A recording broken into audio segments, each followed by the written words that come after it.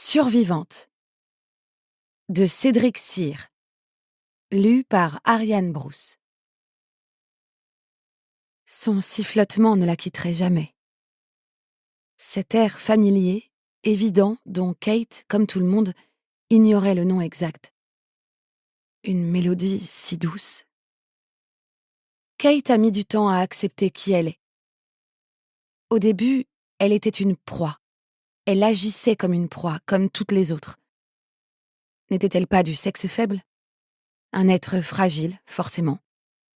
Blonde, mince, plutôt jolie de la vie générale. Une victime désignée pour tous les porcs, tous les forceurs ayant besoin de se rassurer sur leur virilité. Parce qu'elle était femme, justement, elle a toujours soutenu que la vie est plus précieuse que tout, que la tolérance doit s'imposer pour sauver le monde. C'est la raison qui l'a poussée à vouloir être psychologue dès son adolescence. Tout ce qu'elle souhaitait, c'était aider les autres, leur permettre de surmonter leur traumatisme par la parole et l'acceptation de leurs propres fantômes. Au début, oui. Avant le sifflotement. Toujours ce même air, chaque fois qu'il arrivait. C'était le mois de juillet 2017. Kate avait 20 ans, autant dire qu'elle était un bébé. Elle venait de valider non sans soulagement sa 3e année de psychologie à l'université de Toulouse. C'était l'un des premiers étés de canicule qui, avec le réchauffement climatique, allait peu à peu devenir la norme. Kate était partie en vacances avec 2 amis. Les forêts aveyronaises, le camping au bord du Lot, l'alcool pour se désinhiber un peu, et tous ces garçons fourmillant autour d'elle. Le séjour avait commencé au mieux, durant la première semaine en tout cas.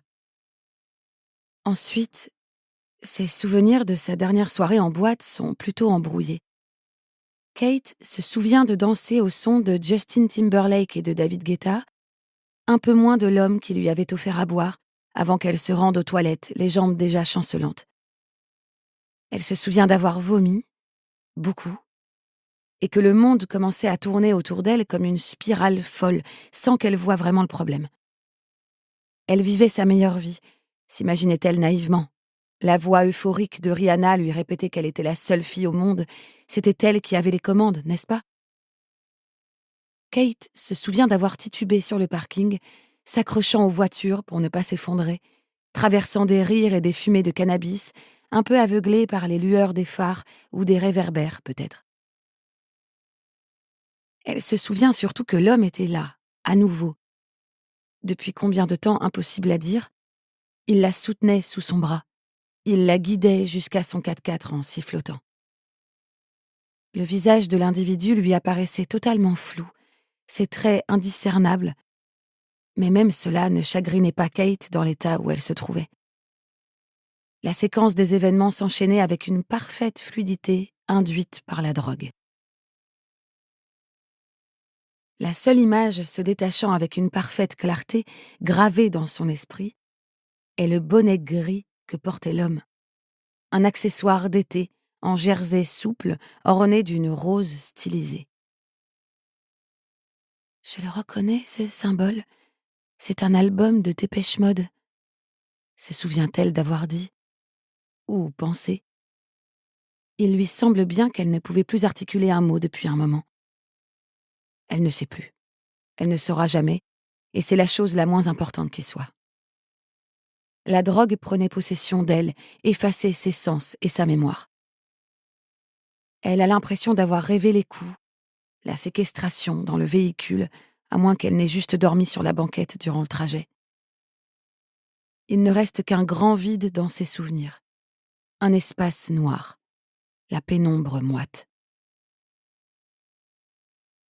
Le sifflement de l'homme qui la berçait comme une mélodie enfantine.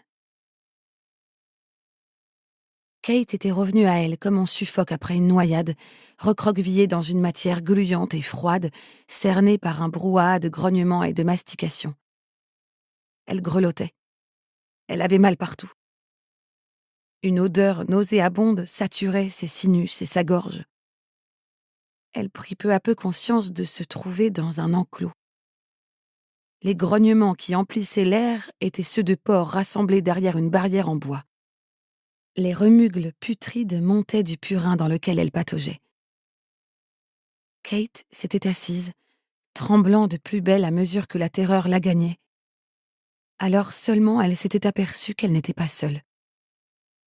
Il y avait une autre fille comme elle, maigre et sale, recroquevillée elle aussi au pied du mur, bras serrés autour de ses genoux repliés devant elle, qui la fixaient sans un mot.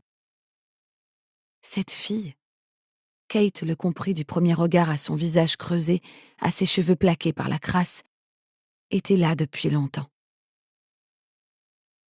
De l'autre côté de la cage, car c'était une cage géante dans laquelle elles étaient enfermées, était étendue une troisième silhouette, dont elle n'aperçut d'abord que les membres tordus et la masse de cheveux éparpillés. Cette personne-là ne bougeait plus, ne respirerait plus jamais. Kate eut un hoquet d'horreur.